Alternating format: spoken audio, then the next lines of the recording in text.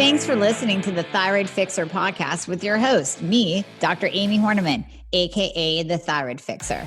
Also, functional medicine practitioner, hormone and weight loss expert.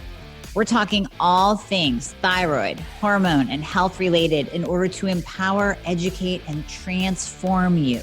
Remember, I fix your thyroid, I fix your hormones, I fix your life. So let's get started. I am freaking snarky today. I'm just snarky. And I will get into, so if you detect a little bit of tude today, this is coming from a definitive source. So last week, I talked to two new patients that both said they were diagnosed with postpartum thyroiditis. 2 in 1 week. And then I started thinking, you know how many blanket diagnoses people get? These blanket statements that when a doctor doesn't know what you actually have and doesn't really want to dig deeper to figure it out, they're just going to give you a blanket diagnosis. So this is going to be a game changer for you, and you can probably hear the excitement in my voice. The latest introduction, the latest member of the family to the Fixxr line is Metabolism Fixxr. And this, oh my God, I formulated this just for all my people out there that need to lose weight, that need help in the weight loss department, that can't lose weight no matter what they do, that feel like they have a slow metabolism, and that might be thinking of trying all those peptides out there, you know, the Beverly Hills soccer mom drug of choice for weight loss peptides. Or even if you're on them already and you're like, man, these are really expensive and I'm still not losing weight, add in Metabolism Fixxr. Here's what I did. I took the power of T2, which increases your basal metabolic rate while you are sitting there watching Netflix. You're burning fat while you're watching Netflix.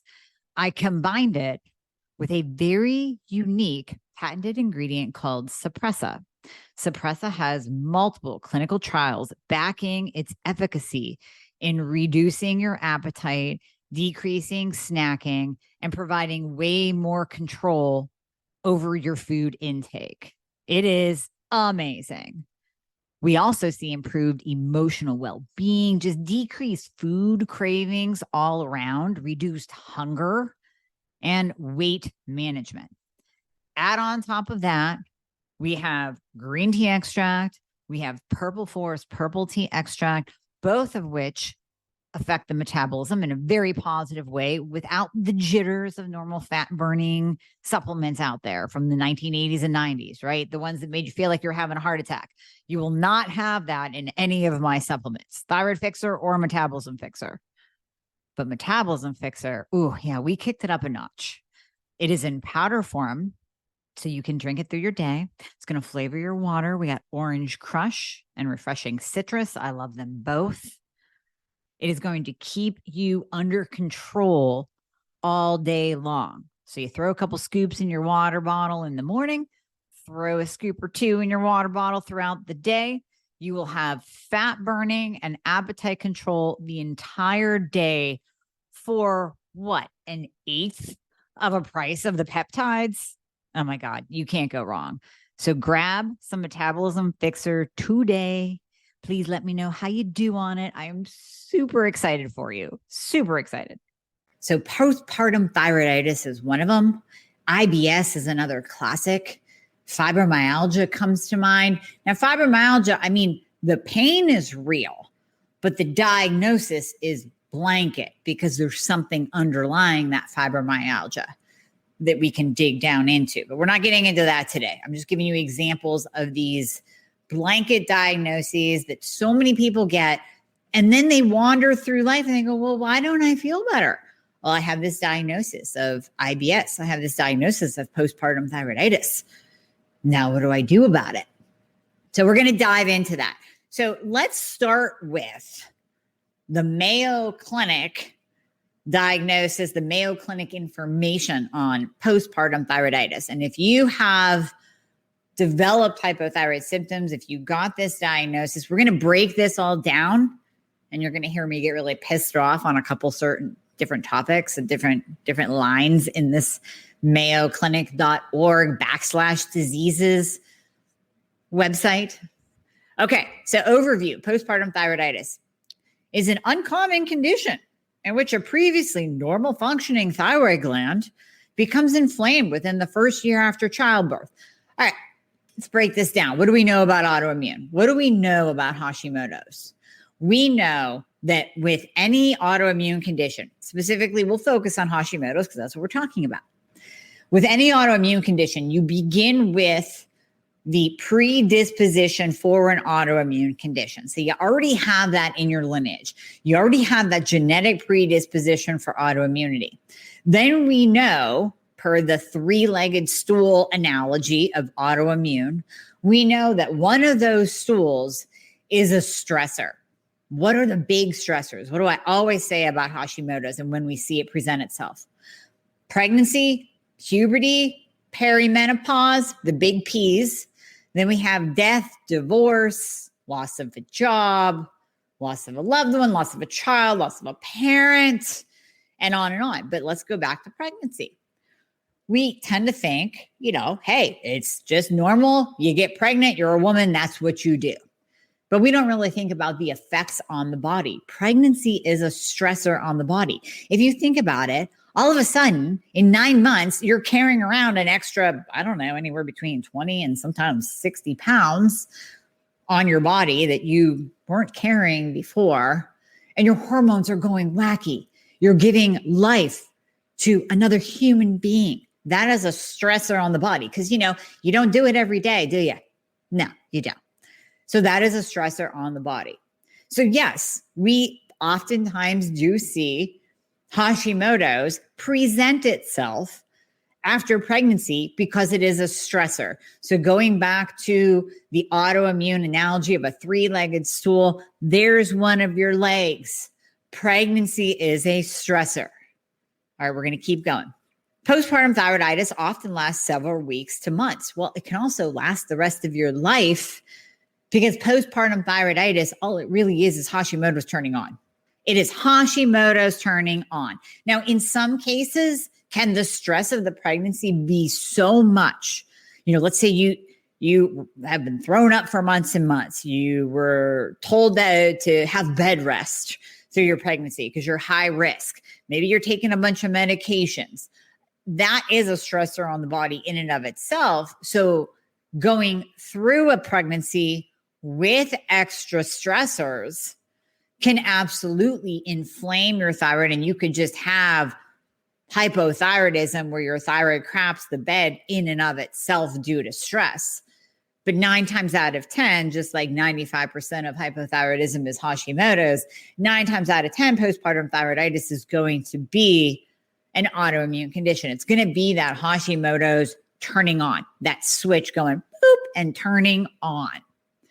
So yes, it can last several weeks to months per the Mayo Clinic, but reality is unless we address it, unless we address the underlying causes that contributed to it, unless we calm down your immune system, unless we put those soldiers that are attacking your thyroid that got released, that got unleashed from their barracks during pregnancy, because pregnancy is a stressor, and that's what happens in autoimmune. Because those soldiers got released, we need to reel them back in.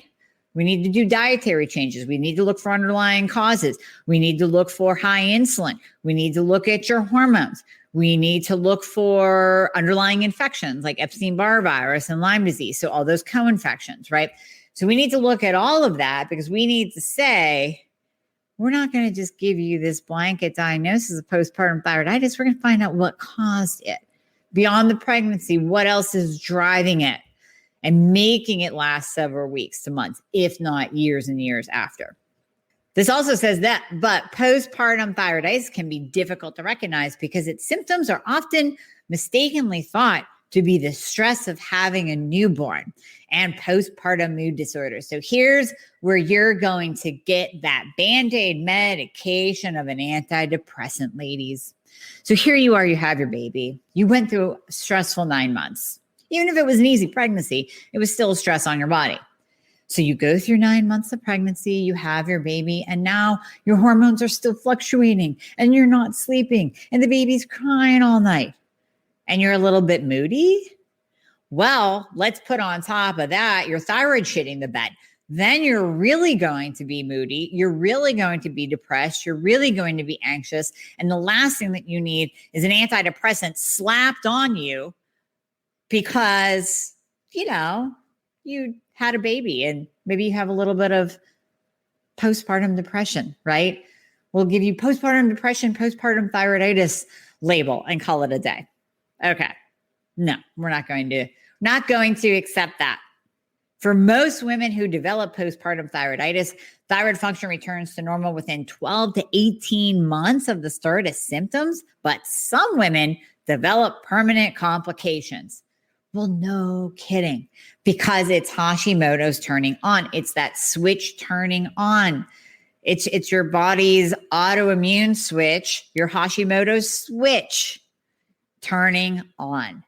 So most of the time, if you're working with a functional practitioner, we can return thyroid function within normal quicker than 12 to 18 months. Who wants to go through 12 to 18 months of being tired, of not being able to lose your baby weight, of possibly gaining more weight, of losing your hair, of having insomnia and constipation and being moody and depressed and anxious on top of having to take care of another human being and run a household and then other kids if you have those. But most of the time I hear from women that they can tie back when they started feeling like garbage to their first or maybe second child. But if postpartum thyroiditis came on and you were given that diagnosis on child number 2, sometimes it can actually, when they stop and think back, they go, I think back to my first pregnancy and everything just started going downhill then, but I didn't actually get the diagnosis until my second child.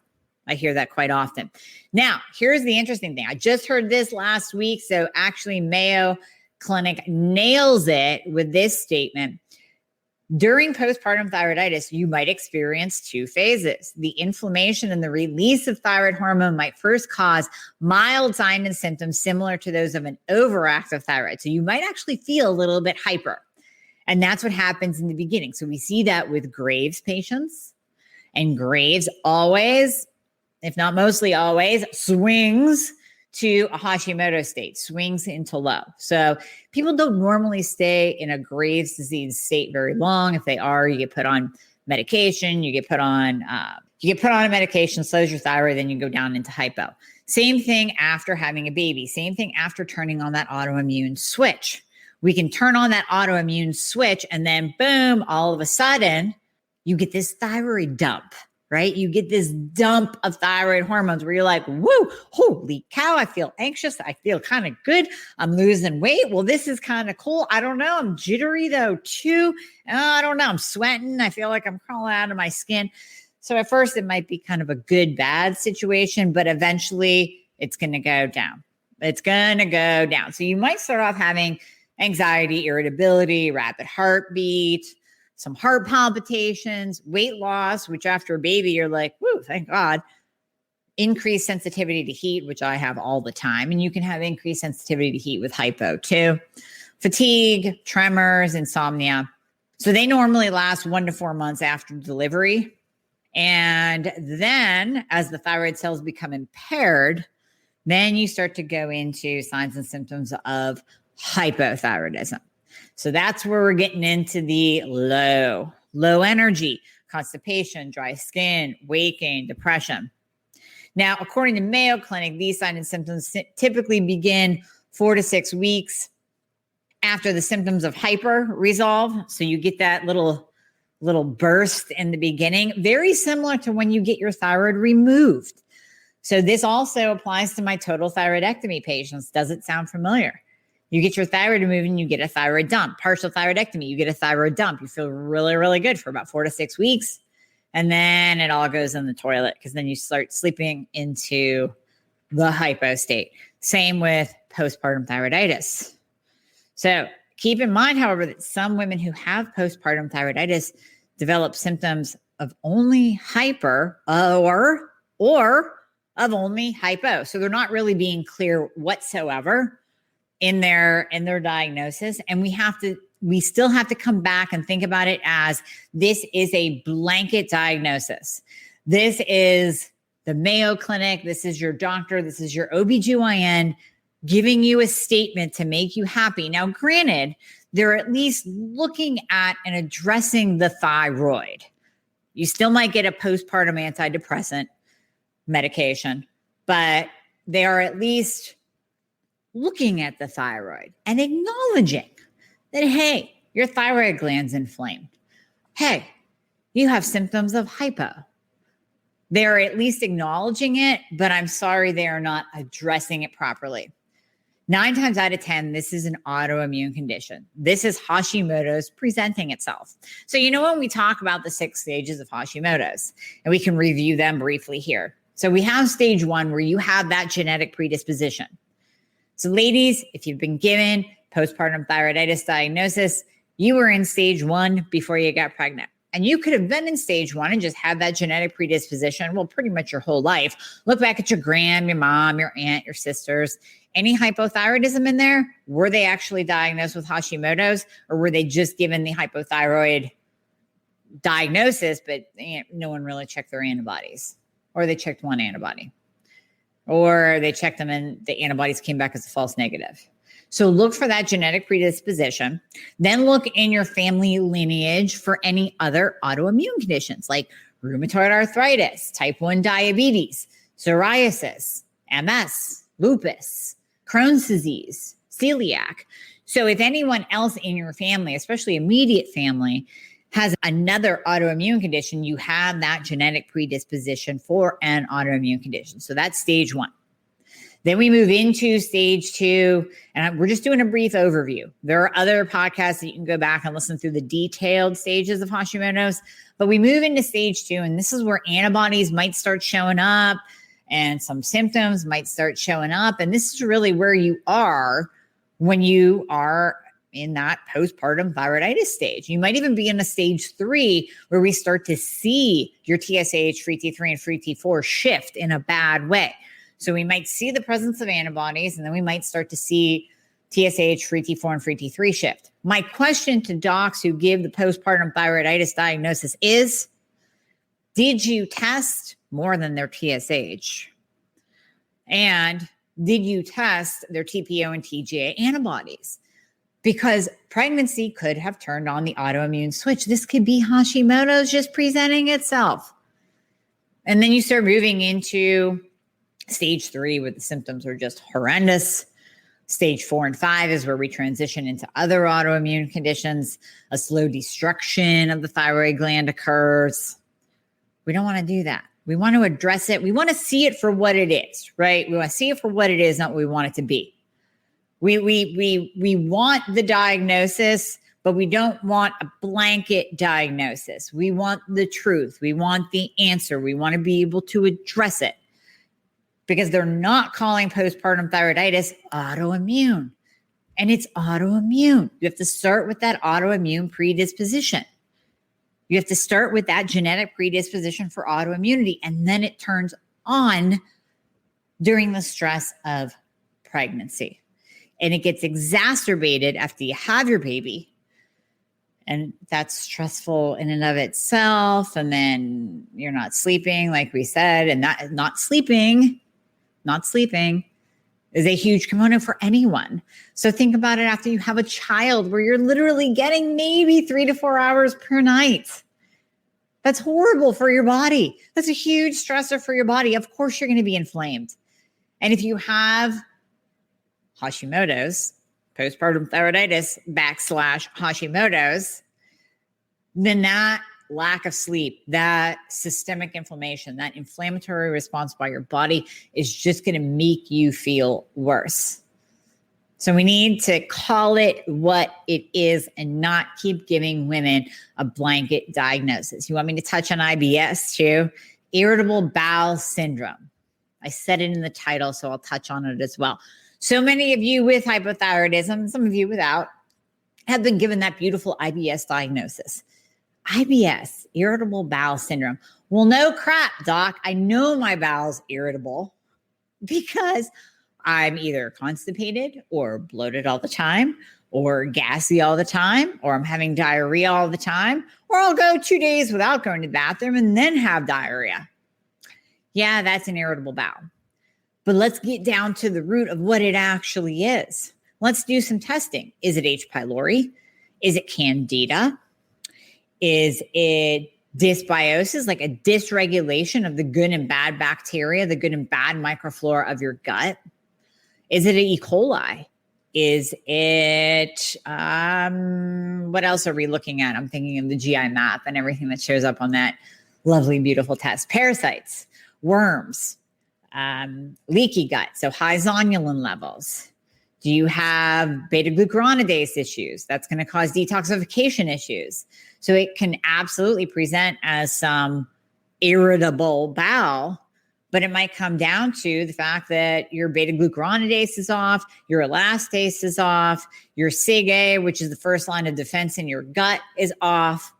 That's going to open up those pathways in your gut where we said, you used to be tile and grout, and we found out that the grout is actually a little door. So it's going to open the doors of your GI tract and release antigens, release bad things into your bloodstream and create inflammation. That is leaky gut. So we can't just say, you have IBS. Well, wait a minute. Is it Crohn's disease?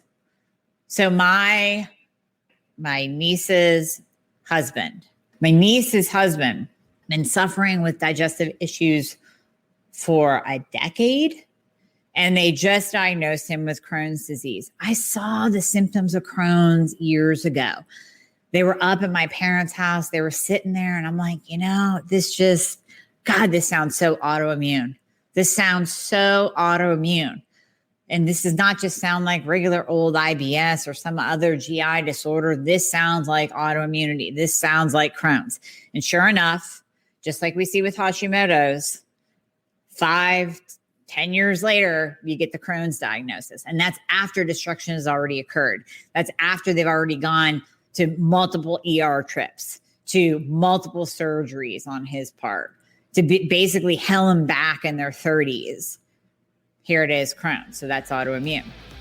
Just taking a minute to interrupt the podcast to tell you how you can sign up for a free discovery call to learn how we can work together as a team and how I can help you get your life back. If you go to my website, dramiehornaman.com, and click on book a call, you can schedule a time that's convenient for you.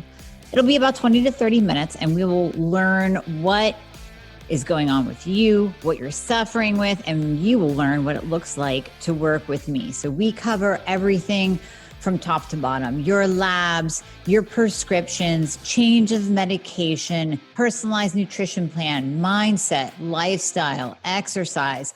Everything is covered when you work with me. I hold your hand the entire time to get you your life back and to let you feel like you again.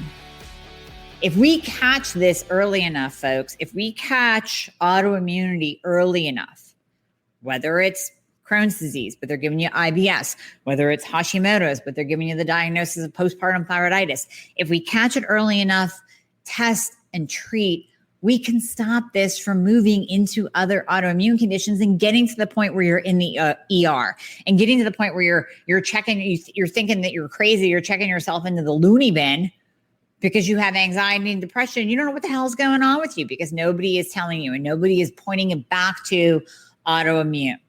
So with autoimmune, we can look deeper. We can treat those underlying causes, those underlying triggers, those underlying factors that are turning on autoimmune disease. We can do things like the simple, right? Going gluten-free. So you get the diagnosis of postpartum thyroiditis. You go, okay, now I got to deal with this. I got to work with somebody who knows the thyroid, work with a functional medicine practitioner. Will you please stop bouncing around to endo? I'm getting tired of seeing the endo posts. My endo isn't listening. No kidding. And they won't. They never will. You got to work with somebody who knows the thyroid. I told you I'm snarky today. I told you that from the beginning. Do not be surprised. Do not be surprised at my attitude right now. You got to work with somebody who knows the thyroid.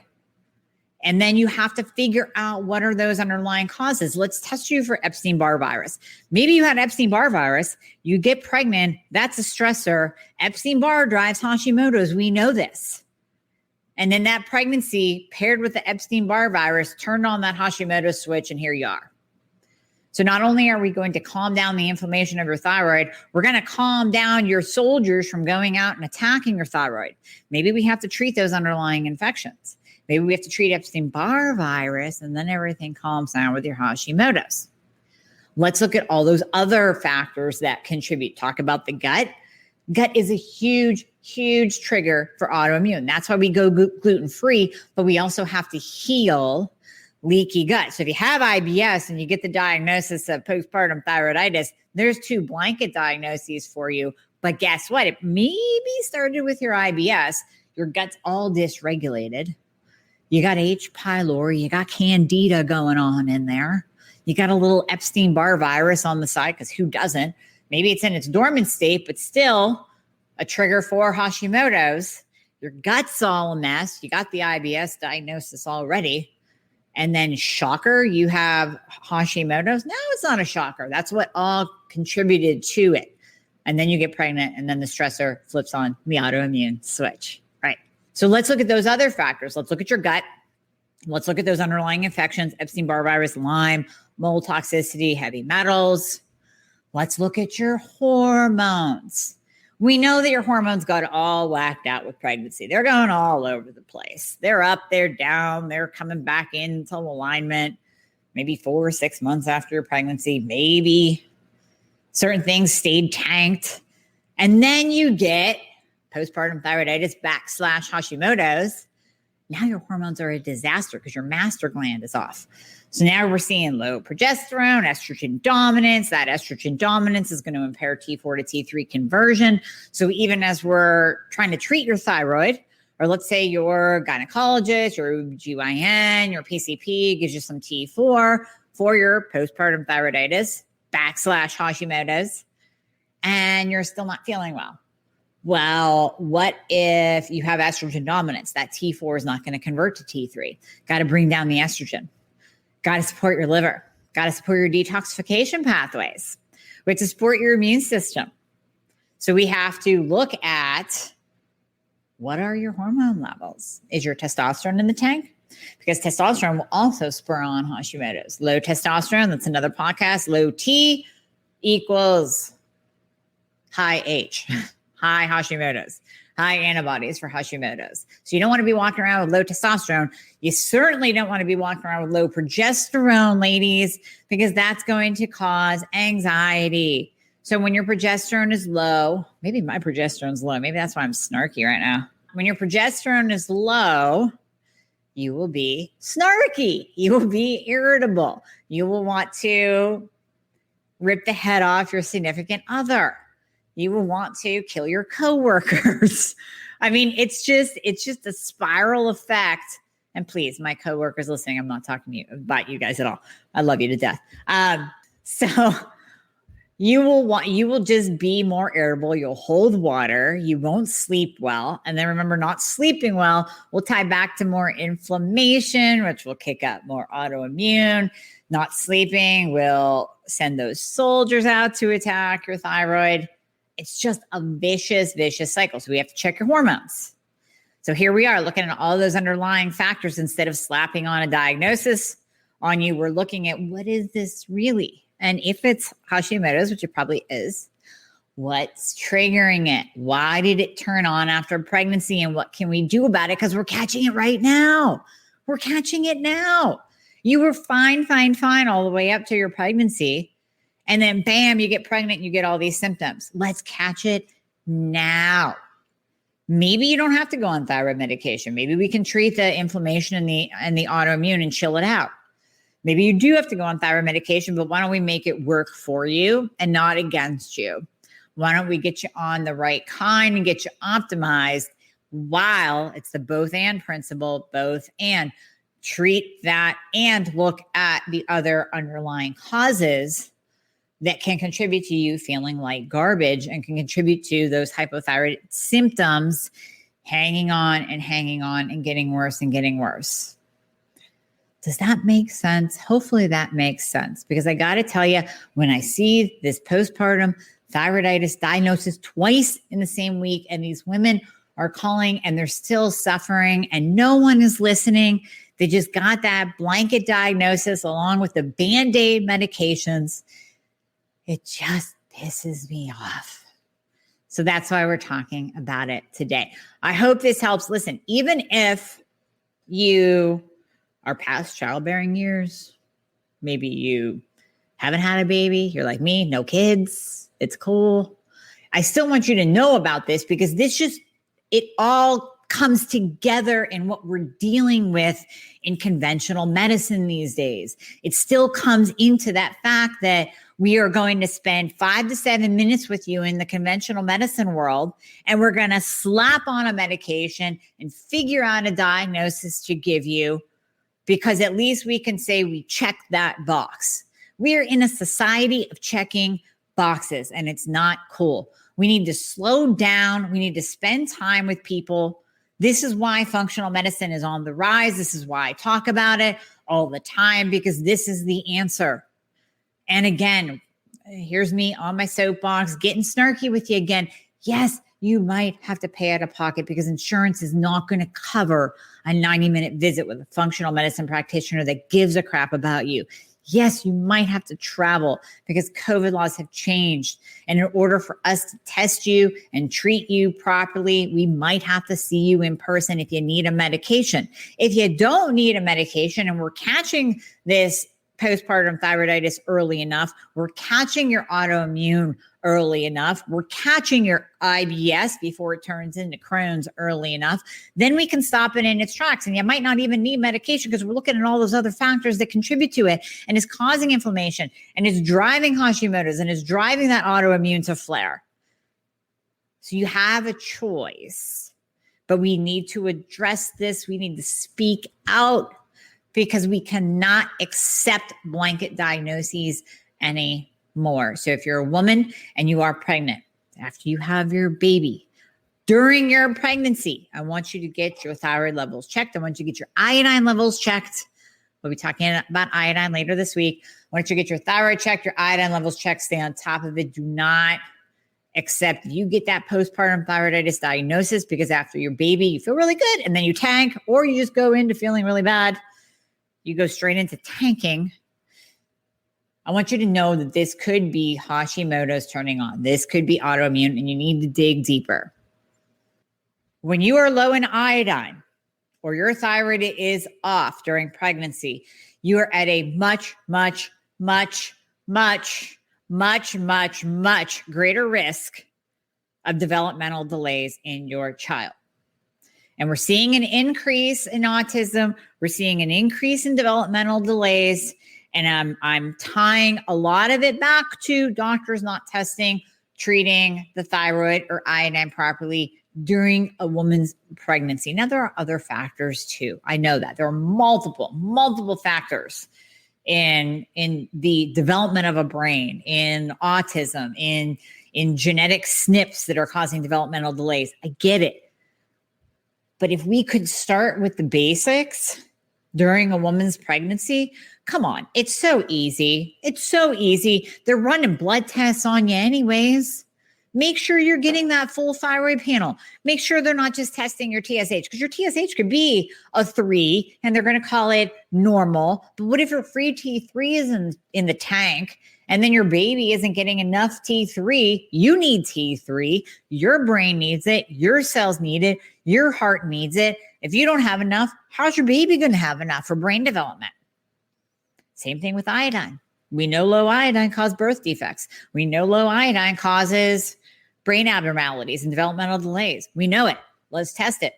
Let's test it. Why do you think iodine is in every prenatal? Even if you get a crappy prenatal from CVS or Sam's Club, you're still going to see iodine 9 times out of 10. Might not be the right kind. You're probably going to have some folic acid instead of folate as well. Another very important key component to the baby's brain development.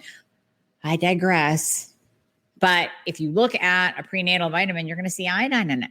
Why aren't we testing every woman's iodine multiple times throughout a 9-month pregnancy. Think about that.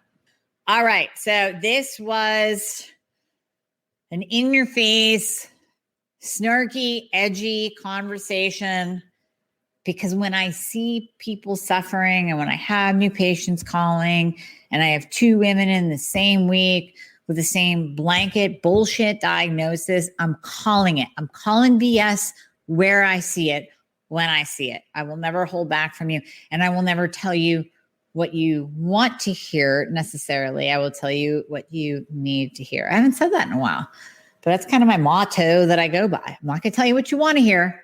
I'm going to tell you what you need to hear. So whether you are just listening to me, listening to my podcast, definitely subscribe to the podcast, because that's just a ton of information given out to you. And we do record some that don't make it onto Facebook and YouTube. So if you subscribe to the Thyroid Fixxr podcast, you'll be able to hear all those private recordings. Call them private, non-video recordings, maybe.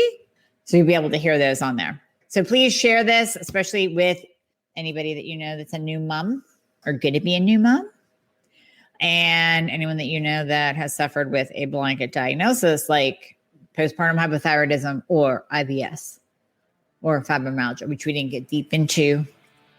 We can do that some other time. All right, so look for the iodine podcast this week, later this week. Subscribe, and I will see you next week, same time. All right, take care. Thank you so much for listening, and I hope you enjoyed this episode. As always, please share this episode and check out the entire Thyroid Fixxr podcast on all podcast platforms. If you're on iTunes, it would be awesome if you left me a review. And just a reminder, anything you hear on this podcast is not intended to diagnose or treat, so you always want to check with your doctor about any advice given on this podcast. And if you'd like to schedule a discovery call, please refer to the show notes for all the links. Everything that we talked about in the podcast will be in there with a guide for you on how you can get your life back. Let's get you fixed.